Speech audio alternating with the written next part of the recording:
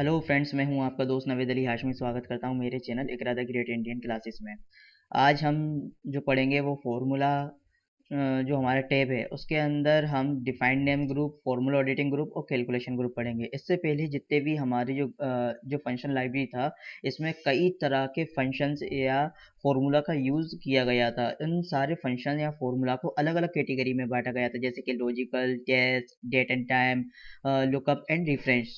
ठीक है, तो आज हम जो पढ़ेंगे वो ये हमारे इसके अलावा, यानी कि फंक्शन लाइब्रेरी के अलावा जो बाकी हमारे जो ग्रुप बचे हुए हैं, जैसे defined name group, formula auditing group और कैलकुलेशन ग्रुप। इसको मैं जरा बंद कर देता हूँ ऐसे, तो आपको साफ साफ दिखने लग जाएगा। ठीक है, जैसे ये हमारा क्या है, फॉर्मूला बार है, फॉर्मूला टेब है। फॉर्मूला टेब के अंदर फंक्शन लाइब्रेरी हमने पिछली वीडियोस में कंप्लीट कर लिया है, और इस वीडियो में हम डिफाइंड नेम्स, फॉर्मूला एडिटिंग और कैलकुलेशन, इन तीनों ग्रुप्स के बारे में चर्चा करेंगे और उसके अंदर आने वाली सारी कमांड के बारे में चर्चा करेंगे। तो यह हमारा जो फॉर्मूला टेब है, जो कि बहुत ही लेंथी था, बहुत ही बड़ा था, इसको हमने अलग अलग वीडियो में कंप्लीट कर दिया और ये आज पूरी तरीके से कंप्लीट हो जाएगा। जिसने भी मेरी पिछली वीडियो नहीं देखी है, जिन्हें फॉर्मूलाज नहीं पता कैसे क्या लगाए जाते हैं, तो वो मेरी पिछली वीडियो देख लें और सारे फॉर्मूलाज जो अलग अलग वीडियो अलग अलग कैटेगरी पे डिपेंड है, सबको देख ले, उसके बाद यहाँ पर आगे बढ़ें। ठीक है, चलिए अब आज हम बात करते हैं डिफाइंड नेम ग्रुप के बारे में। तो यहाँ पर मैंने वर्ड में अपनी एक फ़ाइल बना के रखी हुई है, जिसमें सारी चीज़ें मैंने लिख दी हैं और इसकी एक पीडीएफ भी अवेलेबल करा दी है, जो आपको मेरी डिस्क्रिप्शन में वीडियो के नीचे मिल जाएगी। आप वहाँ से जाके इसको अच्छे से डाउनलोड कर सकते हैं और पढ़ सकते हैं। ठीक है, आपको किसी भी तरह के नोट्स बनाने की ज़रूरत नहीं पड़ेगी, क्योंकि सारी चीज़ें मैंने अवेलेबल करा दी हैं। चलिए स्टार्ट करते हैं। Defined name group. Defined name group में मौजूद कमांड की सहायता से हम एक्सेल शीट पर मौजूद किसी भी डाटा रेंज को एक नाम डिफाइन कर सकते हैं। ठीक है, जिससे कि उसे आवश्यकता अनुसार किसी भी फंक्शन में उपयोग लाया जा सके। इस ग्रुप के अंतर्गत हमें निम्नलिखित कमांड प्राप्त होती हैं। तो उसमें क्या दिया गया है कि हम कोई सी, मान लीजिए, टेबल बनाते हैं या कोई हम डाटा लिखते हैं और उसको एक रेंज सिलेक्ट कर लेते हैं कि ये इतनी रेंज है, तो उसको हम एक पर्टिकुलर नाम दे सकते हैं, पूरी की पूरी रेंज को एक नाम दे सकते हैं। ठीक है, इस ग्रुप के अंतर्गत हमें निम्नलिखित कमांड प्राप्त होती है। पहला आता है डिफाइंड नेम कमांड। इस कमांड की सहायता हम किसी भी रेंज के लिए नेम को डिफाइन कर सकते हैं। चलिए, जैसा इसमें बताया गया हम वैसा करते चलते हैं। यहाँ पर हम एक रेंज बना लेते हैं। जैसे मैं एक स्टूडेंट नेम बना लेता हूँ, नवेद, सॉरी, ऐसे नहीं, ए बी सी डी, ये चार व्यक्ति हैं, ए बी सी डी। ठीक है, और इनकी मैं गिनती देता हूँ, एक, दो, तीन, चार। इसी तरह मान लीजिए यहाँ से ए बी सी डी, फिर यहाँ से ई, ई एफ जी एच, और चार व्यक्ति ये हैं, ई एफ जी एच। इनको भी मैं नंबरिंग दे देता हूँ, 5 6 7 8। जरूरी नहीं है, मैं आपको ये एग्जाम्पल के तौर पे बता रहा हूँ। ठीक है, तो ये दो रेंज हो गई। ठीक है, दो रेंज हुई ना, तो इसमें हमें डिफाइंड नेम ग्रुप की जो है कमांड, उनको इनकी सहायता से हम समझेंगे। ठीक है, तो इसके अंतर्गत आने वाली कौन कौन सी कमांड है? सबसे पहला आता है डिफाइंड नेम कमांड। इस कमांड की सहायता से हम किसी भी रेंज के लिए नेम को डिफाइन करते हैं। ठीक है, चलिए इसको मैं आपको बता देता हूँ कैसे। जैसे कि इसको सिलेक्ट करा हमने, ये एक रेंज हो गई, इसी तरह से ये दूसरी रेंज हो गई। ठीक है, समझ में आ गया ना आपको? तो पहले मान लीजिए इस रेंज का नाम हम रख देते हैं। इस रेंज का नाम क्या रख देते हैं? इस रेंज का, यहाँ पर डिफाइंड नेम नाम पे क्लिक करेंगे। ठीक है, तो देखिए आपको पूछेगा यहाँ पर आप क्या नाम रखना चाहते हैं। मान लीजिए इसका नाम मैं रखना चाहता हूँ रेंज फर्स्ट। ठीक है, और यहाँ से मैंने वैसे तो सिलेक्ट करा हुआ, अगर सिलेक्ट नहीं किया हुआ था तो यहाँ से भी जाके आप इसको रेंज को सिलेक्ट कर सकते हैं। ओके, चलिए, और उसके बाद आप ओके कर दीजिए। ठीक है, अब देखिए जैसे ही हमने इस रेंज को सिलेक्ट कर लिया है, इसका नाम क्या लिखा आ गया ऊपर? Range first. इसी तरह हम डिफाइन नेम पे जाएंगे, दूसरा तरीका भी बता देते हैं। डिफाइन नेम पे गए, हमने यहाँ रेंज सिलेक्ट कर लेते हैं, हमें कितनी रेंज सिलेक्ट करना है, ये हमने दूसरी रेंज हमने सिलेक्ट कर ली। देन इस, ठीक है, अब इसको हम नाम क्या दे देंगे? इसको हम नाम दे देते हैं रेंज सेकेंड। ठीक है, अब इसके बाद इसको हम ओके कर देंगे, तो देखिए इसका नाम क्या हो जाएगा? रेंज सेकेंड हो जाएगा।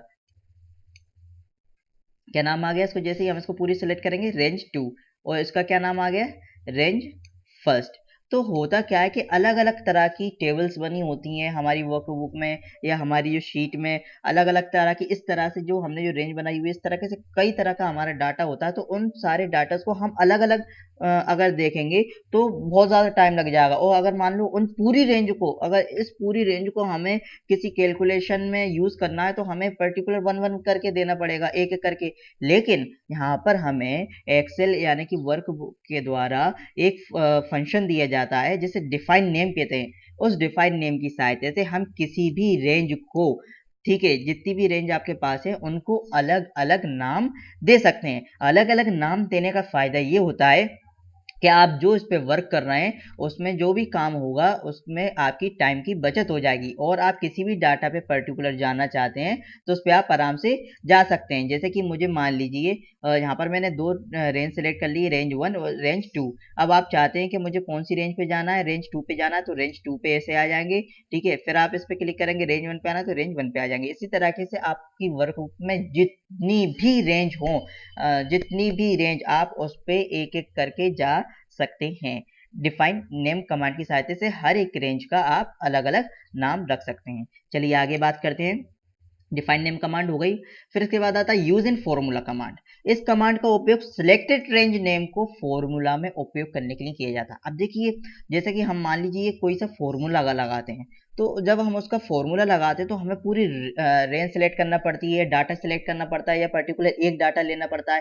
पर यूज इन फॉर्मूला कमांड की सहायता से, ये आपको दिख रहा है ना, यूज इन फॉर्मूला कमांड की सहायता से क्या होगा कि आप जैसे ही आप इस पे क्लिक करेंगे तो आप देखिए इसके सामने जो आपने रेंज बनाई हुई है वो आ जाएंगी।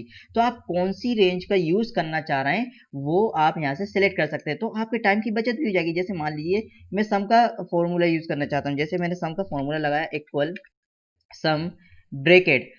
तो मैं यहाँ पर क्या करूंगा, यहाँ पर मैं यूज इन फॉर्मूला में जाऊंगा और मुझे कौन सी रेंज का निकालना है, मान लीजिए मुझे सेकंड रेंज का निकालना है ई से, तो मैं सेकंड रेंज को सिलेक्ट कर लूंगा, देन एंटर। तो देखिए कितना आसान हो गया कि मैं जाके सीधे, मुझे है ना, अगर मान लीजिए मेरी वर्कबुक बहुत बड़ी होती, मेरी शीट बहुत बड़ी होती, मेरा डाटा बहुत ही ज्यादा नीचे होता, तो उसको ढूंढने में टाइम लगता, सर्च करने में टाइम लगता। लेकिन अगर मैंने उसको कोई उस रेंज को नाम दे के रखा है, जैसे यहाँ पर नाम दे के रखा है ना, इस रेंज को मैंने नाम दे के रखा है रेंज 1, इस रेंज को नाम दे के रखा है सॉरी रेंज 2।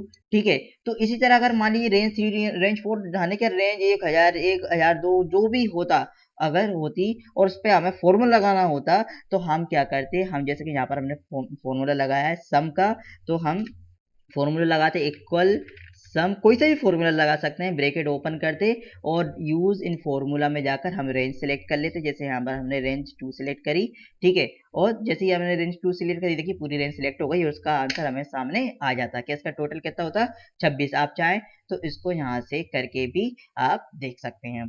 ठीक है, जैसे 5 6 11 7, 11 7 18, 18 8 26। ठीक है, चलिए अब हम आगे बात करते हैं दूसरे कमांड के बारे में। ठीक है, आप जरूरी नहीं है सम का फंक्शन लगा, और कई तरह के फंक्शन भी आप इसमें लगा सकते हैं। फिर बात आती है नेम मैनेजर कमांड के बारे में। इस कमांड में तैयार किए गए सभी रेंज नेम की लिस्ट दर्शाई जाती है। क्या, इस कमांड में तैयार किए गए सभी रेंज नेम, यानी जितनी भी आपने रेंज बनाई है उनके जो नाम दिए हैं की लिस्ट दर्शाई जाती है, तथा उन्हें एडिट तथा रिमूव की सुविधा भी उपलब्ध कराता है। चलिए इसको हम यहाँ पर देख लेते हैं। ये है नेम मैनेजर कमांड। जैसे ही हम नेम मैनेजर कमांड पे क्लिक करते हैं तो देखिए आपने जितनी भी रेंज बनाई है, जैसे अभी मैंने अपनी जो शीट 1 है इस पे कितनी रेंज बनाई है, रेंज 1 और रेंज 2। मैं चाहूँ तो इसको यहाँ से डिलीट कर सकता हूँ, एडिट कर सकता हूँ, न्यू यानी कि नई जो है रेंज भी बना सकता हूँ। मान लीजिए कि मुझे ये जो रेंज है इसको एडिट करना है, तो इस पर मैं डबल क्लिक कर दूँ या एडिट पे क्लिक कर दूँ, दोनों से बात बराबर ही। जैसे मैंने एडिट पे क्लिक करा, देखिए आप, तो इसमें जाके मैं अपनी रेंज का नाम कुछ और दे सकता हूँ, यहाँ से अपनी रेंज का एरिया अलग सेलेक्ट कर सकता हूँ। ठीक है, चलो उसको मैं चेंज कर सकता हूँ। अगर मुझे डिलीट करना, मान लीजिए यहाँ से डिलीट करना, तो मैं डिलीट पे क्लिक करूंगा और ये देखिए ये मेरी भी जो रेंज थी रेंज 1 वो डिलीट हो गई है। चलिए इसको मैं आपको दिखा देता हूँ। अगर मैं इसको सिलेक्ट करूंगा तो उसका नाम नहीं आएगा, देखिए नाम नहीं आया। पर मैं क्या करूँ, अगर इसको मैं डिफाइन नेम करके अगर मैं फिर से इसका नाम यहाँ से दे सकता हूँ। पर ये तो मैंने आपको बता दिया है। मैनेजर नेम मैनेजर कमांड से क्या होगा, यहाँ से न्यू एंट्री भी कर सकता हूँ। न्यू, यहाँ पर मैंने गया इसको सिलेक्ट कर लिया, पहले से ही ऑलरेडी सिलेक्ट है पर मैं इसको सिलेक्ट कर लेता हूँ जैसे आपको और अच्छे से समझ में आया। ये सिलेक्ट करा, यहाँ पर नाम दे दिया मैंने रेंज 1, देन ओके। देखिए मेरी वो जो एंट्री थी वो वहीं के वहीं आ गई। इस पर डबल क्लिक करके भी मैं इसको देख सकता हूँ। ठीक है, चलिए आगे बात करते हैं हम। तो आपको ये समझ में आ गया होगा, नेम मैनेजर कमांड की सहायता से आपने जितनी भी रेंज बनाई हुई है उन सारी रेंजों के जो आपने अलग अलग नाम दिए हुए हैं वो सारे आपके नेम मैनेजर कमांड में दिख जाएंगे। आप इसको यहाँ से नई एंट्री भी कर सकते हैं, एडिट कर सकते हैं और डिलीट भी कर सकते हैं। चलिए अब आगे हम बात करते हैं। हमारा दूसरा कमांड आती है, दूसरी कमांड क्या है, create from selection command. Create from selection command की में क्या होता है, इस कमांड की सहायता से सिलेक्टेड डाटा को रेंज में परिवर्तित किया जा सकता है। यानी कि जो सिलेक्टेड डाटा है उसको रेंज में ही हम परिवर्तित कर सकते हैं। देखिए इस पर क्लिक करते हैं, जैसे ही हमने इस पर क्लिक करा तो हमें यहाँ पर कई ऑप्शन मिल जाते हैं। आप इसकी सहायता से टॉप बॉटम लेफ्ट की सहायता से इसमें वो देखिए ऊपर लिखा हुआ है, क्या लिखा हुआ है इसमें ऊपर, create names from a value in the left column. ठीक है, आप यहाँ से चाह के इसको चेंज कर सकते हैं, जैसा भी आप जिसका जो नाम चेंज करना चाहे वो यहाँ से चेंज हो जाएगा। तो यहाँ पर हमारा डिफाइन नेम्स कंप्लीट हो गया, जिसमें हमने use define name, use in formula, create from selection, name manager command, इन सारी कमांड के बारे में चर्चा कर ली। चलिए अब हमारा जो नेक्स्ट ग्रुप आता है वो आता है फॉर्मूला ऑडिटिंग ग्रुप। इसके बारे में हम पढ़ते हैं। फॉर्मूला ऑडिटिंग ग्रुप में क्या होता है कि इस ग्रुप में मौजूद कमांड का उपयोग फॉर्मूला में यूज की गई वैल्यू को दर्शाने तथा किसी वैल्यू को किन किन फॉर्मूला में यूज किया गया है उसको दर्शाने के लिए किया जाता है। इस ग्रुप में हमें 3 कमांड प्राप्त होती है। क्या यहाँ पर जो लिखा हुआ था उसको मैं बड़ी आसान भाषा में बता देता हूँ कि मान लीजिए यहाँ पर फॉर एग्जाम्पल मैंने ये फंक्शन लगाया हुआ था सम का। ठीक है, अब इस सम फॉर्मूला में हमें कौन कौन सी वैल्यू जोड़ी गई थी तो उनके बारे में हमें पता पड़ जाएगा। ठीक है, या फिर हम देखें कि जो इस रेंज में से ही हमने सम निकाला था ना 26 का, यानी कि ये जो रेंज है इस रेंज में जो वैल्यू है उस वैल्यू उन अलग अलग वैल्यू का इस्तेमाल कौन कौन से फॉर्मूला में किया गया है उसका भी यहाँ पर उपयोग किया जा सकता है। अब मान लीजिए जैसे कि एक सम का फॉर्मूला मैंने यहाँ लगा के रखा था और यहाँ मैं लगा देता हूँ इजिकल टू सॉरी ऑड का फंक्शन, ऑड ब्रैकेट, और मैं रेंज सेलेक्ट कर लेता हूँ, या गई रेंज, सॉरी ऑड का यहाँ पर, हाँ सॉरी ऑड नहीं आएगा, मिनिमम वैल्यू का ले लेता हूँ। ठीक है, तो is equal to minimum bracket use in formula range to.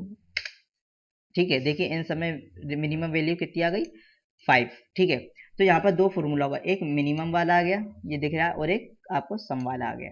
चलिए अब मैं इसको और अच्छे से आपको बता देता हूँ। तो इसमें जो है डिफाइन फॉर्मूला ऑडिटिंग ग्रुप में 3 कमांड होती हैं। पहला आता है ट्रेस प्रेसिडेंट कमांड। इस कमांड का यूज यह दर्शाने के लिए किया जाता है कि किसी भी फॉर्मूला की जो क्या है, किसी भी फॉर्मूला की वैल्यूज किस रेंज में आई है, यानी कि किसी भी जो फॉर्मूला की जो वैल्यूज है वो किस रेंज में आई है। चलिए इसको मैं आपको बता देता हूँ करके। ठीक है, और चलो करके करने से पहले मैं ट्रेस डिफिडेंट भी आपको बता देता हूँ। इसमें क्या था ट्रेस प्रेसिडेंट में कि किसी भी फॉर्मूला, यानी कि फॉर्मूला में आपने जो फॉर्मूला लगाया है उसमें जो वैल्यू आई है वो कौन सी रेंज से आई है। और ट्रेस डिपेंडेंट में क्या होता है, ट्रेस डिपेंडेंट कमांड यह दर्शाती है कि कोई भी वैल्यू किन किन फॉर्मूला में उपयोग की गई है। ठीक है, क्या आता है कौन कौन ट्रेस डिपेंडेंट में कि जो वैल्यू है वो कौन कौन से उसमें डिपेंड की गई है। दोनों एक जैसे ही है, बस अंतर ये है कि यहाँ पर फॉर्मूला जो है फॉर्मूला को देखा जाता है कि फॉर्मूला में कौन कौन सी वैल्यू कहाँ से आई है, और यहाँ पर क्या देखा जाता है कि यहाँ पर वैल्यू देखी जाती है कि जो वैल्यू है उसका यूज कौन कौन से फॉर्मूला में किया गया है।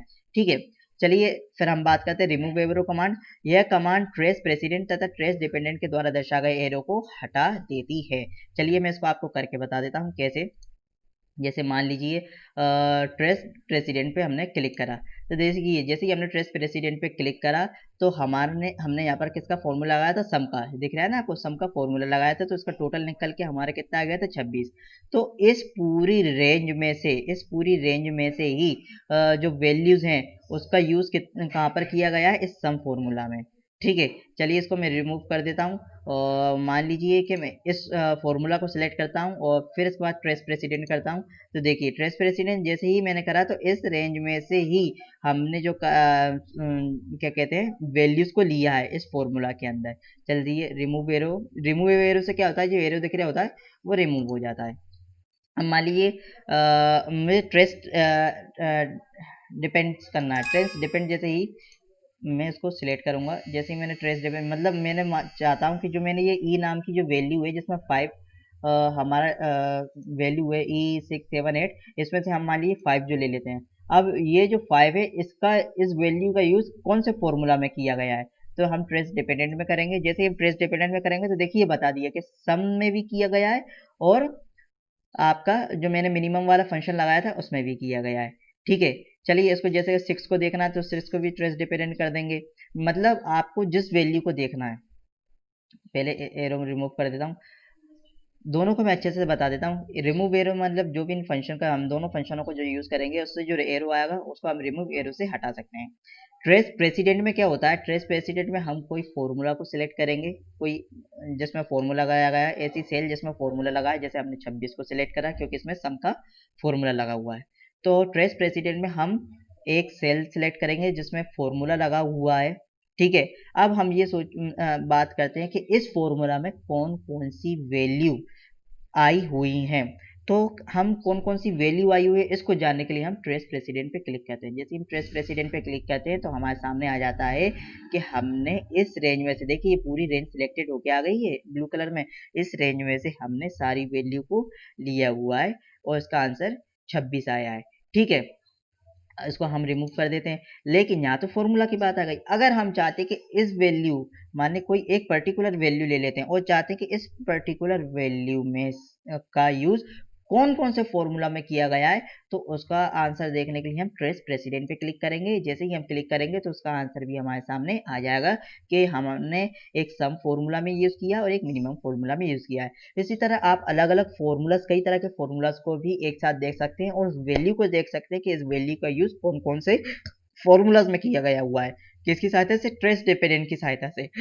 और ट्रेस प्रेसिडेंट की सहायता से हम ये देख सकते हैं कि जो आपने फॉर्मूला लगाया है उस फॉर्मूला में कौन कौन सी वैल्यू आपने यूज की है। ठीक है, तो दोनों का यूज एक जैसा ही है, बस थोड़ा सा डिफरेंस ये आ जाता है कि किसी में फॉर्मूलाज को देखा जाता है, किसी में वैल्यूज को देखा जाता है। चलिए आगे बात करते हैं। ट्रेस प्रेसिडेंट हो गया, ट्रेस डिपेंडेंट हो गया और remove arrow command. Remove arrow की सहायता से मैं रिमूव एरो हो जाता है। ठीक है, फिर आता है watch window command. Watch window, अब इसमें और भी फंक्शन रह गए थे जैसे कि शो फॉर्मूलाज। ठीक है, आप शो फॉर्मूलाज पे जैसे ही क्लिक करेंगे तो आपको जितने भी आपने फॉर्मूला लगा हुए हैं आपकी शीट पे दिख जाएंगे। जैसे मैंने सम रेंज 2 का लगाया हुआ है, मिनिमम रेंज 2 का लगाया हुआ है। ठीक है, वो जो इस पे इसका आंसर 26 था, इसका 5 था। ठीक है ना, तो यहाँ पर शो फॉर्मूलाज पे आपको सारे फॉर्मूलाज दिख जाएंगे। इसको जैसे आप क्लिक कर देंगे वो सब बंद हो जाएंगे। जैसे 26 पे 5 पे देखिए आपको सारे फॉर्मूलाज शीट के दिखने लग जाएंगे। एरर चेकिंग में अगर आपसे कोई गलती हुई होगी, यहाँ पर कोई एरर जो आपका बता रहा होगा वो यहाँ से आप चेक कर सकते हैं पूरी शीट का। ठीक है, फिर आता है इवेल्यूएट फार्मूला। इवेल्यूएट फार्मूला में जो है आप अपने फॉर्मूलाज को इवेल्यूएट कर सकते हैं। ओके, चलिए अब आगे बात करते हैं वॉच विंडो कमांड के बारे में। वॉच विंडो कमांड क्या होती है इसके बारे में हम पढ़ लेते हैं। वॉच विंडो कमांड, इस कमांड का उपयोग अलग अलग शीट पर मौजूद वैल्यू को आपस में कंपेयर करने के लिए होता है। इस कमांड की सहायता से हम सिलेक्टेड सेल रेंज को वॉच लिस्ट में ऐड करा सकते हैं तथा उसे सेम वर्कबुक में अथवा किसी दूसरी वर्कबुक में ओपन करके देख सकते हैं। ठीक है, चलिए मैं इसको आपको करके बता देता हूँ। मान लीजिए हमारी शीट 1 है। ठीक है, शीट 1 जो है, फिर उसके बाद हम शीट 2 ले लेते हैं। ठीक है, यहाँ पर हाँ मान लीजिए हम चाहते हैं कि जो हमारा शीट 1 का जो हमने ये वाली जो रेंज है, इस रेंज को यानी कि हमारी रेंज 1, इसको मैं सेलेक्ट करके आपको बता देता हूँ। ये आप हमारी जो रेंज 1 है, या इसको जस्ट अ सेकेंड, ये अरे यार सिलेक्ट नहीं हो रहा, सॉरी। ये हमारी जो रेंज 1 है, इस रेंज 1 को हम शीट 2 पे देखना चाहते हैं पर कॉपी पेस्ट किए बिना, हम सिर्फ देखना चाहते हैं। मान लीजिए हमने यहाँ पर कोई वैल्यू देखी रखी है, कोई लिस्ट बना के रखी है, उसको कंपेयर करना चाहते हैं किससे, शीट 1 में मौजूद इस डाटा से। ठीक है, तो चलिए जैसे कि हम यहाँ पर एक रेंज बना लेते हैं, जैसे ए बी सी डी। ठीक है, और यहाँ पर इनकी वैल्यूज हम अलग अलग दे देते हैं, जैसे 2 3 4 5। ठीक है, अब हमने यहाँ एक रेंज बना के रखी हुई है। ठीक है, अब इस रेंज का कंपेयर, यानी कि ए बी सी डी जो हमारी रेंज है, इस रेंज का कंपेयर हम क्या करना चाहते हैं, हम शीट वन पे मौजूद इस रेंज से करना चाहते हैं। तो चलिए इस रेंज को भी हम एक पर्टिकुलर नाम दे देते हैं। इस रेंज का हम नाम दे देते हैं रेंज 3। क्या नाम दे दिया हमने, रेंज 3। Then inter okay. तो देखिए ये रेंज 3 हो गई। अब रेंज 3 का कंपेयर हम किससे करना चाहते हैं, शीट 1 पे मौजूद रेंज 1 से, या हम शीट 2 पे रेंज 1 को ही देखना चाहते हैं। तो हम क्या करेंगे, शीट 1 पे जाएंगे, रेंज 1 जो है हम सेलेक्ट करेंगे, और उसके बाद हम वॉच विंडो पे जाएंगे। वॉच विंडो पे जाने के बाद एडिट वॉच पे क्लिक करेंगे। जैसे एडिट वॉच पे क्लिक करेंगे तो चाहे हम यहाँ से भी डाटा सेलेक्ट कर सकते हैं, पहले से ही सेलेक्ट कर सकते हैं। तो मैंने पहले से ही सेलेक्ट करा हुआ था, उसको ऐड कर देंगे जो रेंज आपको चाहिए। तो देखिए जैसे ही हमने ऐड करा वो हमारे सामने आ गई है। इसको हम शीट 2 पे भी इसी तरीके से देख सकते हैं। अब इसको आप यहाँ से हटा सकते हैं, ये कर सकते हैं, क्रॉस करके इसको हटा सकते हैं। ठीक है, अब यहाँ से आप देख सकते हैं कैसे कि ए में आपकी जो है शीट 1 पे कितनी वैल्यू, एक वैल्यू हो कहाँ पर है, B1 सेल में। तो ए पे यहाँ पर कितनी दी हुई है, 2 दी हुई है।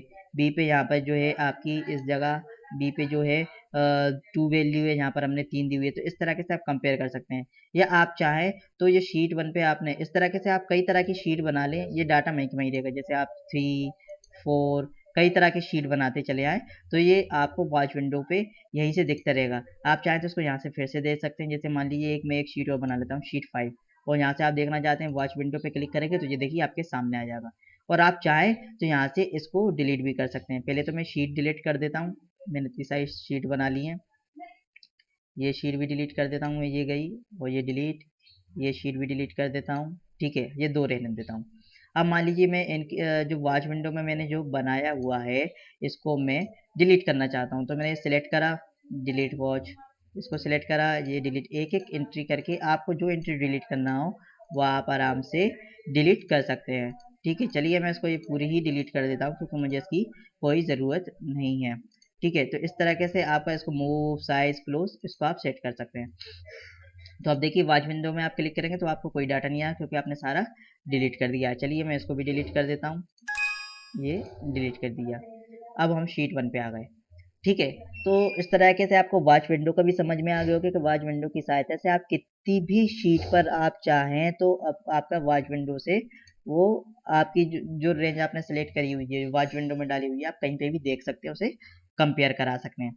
चलिए आगे बात करते हैं। आगे बात आती है कैलकुलेशन ग्रुप के बारे में। कैलकुलेशन ग्रुप की सहायता से हम शीट पर मौजूद डाटा के लिए कैलकुलेशन का निर्धारण कर सकते हैं। यहाँ पर हमें निम्न ऑप्शन प्राप्त होते हैं। पहला आता है ऑटोमेटिक कमांड, दूसरा आता है automatic expand for data table. ठीक है, तीसरा आता है हमारा क्या, मैनुअल। चलिए इसको मैं आपको बता देता हूँ कि पहले से ही बाय डिफ़ॉल्ट हमारा क्या सिलेक्ट होता है कैलकुलेशन कमांड में, पहले से ही बाय डिफ़ॉल्ट ऑटोमेटिक से सेट होता है। अब ऑटोमेटिक क्यों सेट होता है मैं आपको बता देता हूँ कैसे। सबसे पहले आता है इसमें ऑटोमेटिक कमांड। ऑटोमेटिक कमांड में क्या होता है कि किसी भी फॉर्मूला की रेंज में मौजूद वैल्यू में परिवर्तन करने पर फॉर्मूला रिजल्ट में स्वतः ही परिवर्तन हो जाता है। तो जैसे कि आप मान लीजिए यहाँ पर जो हमने रेंज सेलेक्ट है हमारी, ठीक है, ये रेंज कौन सी थी, रेंज 2 है। इसमें मान लीजिए 5 है, तो अगर इसको हम चेंज करें, मान लीजिए 5 को मैं 6 कर देता हूँ, तो जैसे ही मैं 6 करूँगा और देन एंटर करूँगा, तो देखिए यहाँ पर जो जो फॉर्मूलाज थे, ठीक है, एक मिनिमम का था, चलो मिनिमम वाला मैं यहाँ से डिलीट कर देता हूँ, इसको डिलीट कर दिया मैंने। तो जो फॉर्मूला था सम का, इसको मैं फिर से 5 कर देता हूँ। जैसे ये मैंने 5 करा, ठीक है, और देन एंटर करा, तो देखिए ये चेंज हो जाएगा, 27 से कितना हो गया, 26। और अगर मैं चाहूँ इसको कितना कर देता हूँ, 10 करता हूँ, चलिए, और फिर एंटर दबाता हूँ, तो देखिए ऑटोमेटिक चेंज हो रहा है, क्योंकि यहाँ पर जो मैंने फंक्शन लगाया हुआ था, इस फंक्शन में इस वैल्यू का यूज़ किया जा रहा था, यानी कि इस रेंज का यूज़ किया जा रहा था। तो यहाँ पर अगर मैं चेंज करूँगा तो वो इसके रिजल्ट, यानी कि इसके आउटपुट में भी, इसके फॉर्मूला में भी चेंज होगा। क्यों क्यों होगा, क्योंकि यहाँ पर कैलकुलेशन में मैंने ऑटोमेटिक सेट करके रखा है। ठीक है, तो इसको मैं वहीं पे उतना ही कर देता हूँ, ये 5 सेलेक्ट करा, सॉरी अ,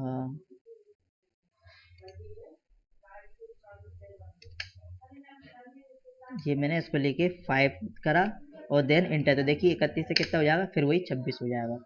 ठीक है, फिर इसके बाद हमने आगे के ऑटोमेटिक सेट रहता है कि अगर आप रेंज में या वैल्यूज में परिवर्तन करेंगे तो उस रेंज या वैल्यू जो फॉर्मूला में यूज हुई होगी उस फॉर्मूला का जो रिजल्ट होगा उसमें भी चेंजिंग आ जाएगी। ठीक है, यानी कि स्वतः ही परिवर्तन हो जाएगा। दूसरा आता है automatic except for data table. किसी भी डाटा टेबल के डाटा को ऑटो अपडेट करने के लिए यूज होता है। ऑटो अपडेट करने के लिए कैसे, जैसे यहाँ पर हम गए, इसको automatic except for data table पे क्लिक कर दिया, यानी कि अब जब भी कभी आगे चल के ऑटोमेटिक डाटा चेंज होता रहेगा अपने आप, तो उसका रिजल्ट भी चेंज होता रहेगा। वो ऑटोमेटिक की ही तरह ही है। जैसे कि मान लीजिए मैं यहाँ पर वैल्यूज को 3 कर देता हूँ, देन इंटर, तो देखिए अपने आप चेंज हो गया है। मैं यहाँ पर कोई सा भी डाटा चेंज करूंगा, जैसे 4 करा, फिर मैं नीचे आ गया, इसको 9 कर दी, 6 कर दिया, मैं नीचे आ गया, तो अपने आप डाटा चेंज होता रहेगा। ठीक है, या फिर कई बार ऐसा होता है कि आप एक टाइम सेलेक्ट कर देते हैं और उस टाइम सेलेक्ट में आपके पास कई गणनाएं आती रहती हैं, कंप्यूटर उस गणनाओं को कलेक्ट करता रहता है और कलेक्ट करने के बाद वो स्वतः ही इस रेंज में या उसके द्वारा कंप्यूटर द्वारा बनाई गई रेंज में वैल्यूज को परिवर्तन करता रहता है। तो उन वैल्यू के परिवर्तन होने से उसका उसमें जो डाटा लगाया गया उसमें भी परिवर्तन हो जाता है। ठीक है, तो इसके लिए किसका यूज करते हैं, automatic except from data tables. ठीक है, फिर इसके बाद आता है हमारा मैनुअल। अब अभी तक क्या हो रहा था, सब ऑटोमेटिक हो रहा था, इसमें भी ऑटोमेटिक हो रहा था, इसमें भी ऑटोमेटिक हो रहा था। इन दोनों में क्या होता था, इनमें अंतर सिर्फ इतना है कि इसमें ऑटो अपडेट हो रहा है, यानी कि आगे चल के अगर कोई अपडेट आता है तो उसके द्वारा जो परिवर्तन होगा रिजल्ट में वो भी अपडेट हो जाएगा। ठीक है, चलिए मैनुअल में क्या होता है कि मैनुअल में आपको खुद करना पड़ेगा क्या, ये ऑप्शन सेट करने पे कैलकुलेशन अपडेट स्वतः नहीं होता है, बल्कि उन्हें मैनुअली करना पड़ता है। इसकी शॉर्टकट की क्या होती है, इसकी शॉर्टकट की होती है F9। चलिए मैं इसको भी आपको करके बता देता हूँ कैसे। हमने यहाँ पर कैलकुलेशन ऑप्शन में गए, मैनुअल सेलेक्ट करा, मैनुअल में मान लीजिए यहाँ पर 5 है, इन सब का टोटल कितना आ रहा है 17, लेकिन हम मान लीजिए यहाँ पर 5 है और 5 को मैं कितना कर देता हूँ 6, तो 17 का आंसर कितना हो जाएगा 8। जैसे भी देखिए मैं 6 करा और इंटर दबाता हूँ तो देखिए चेंज नहीं हो रहा है।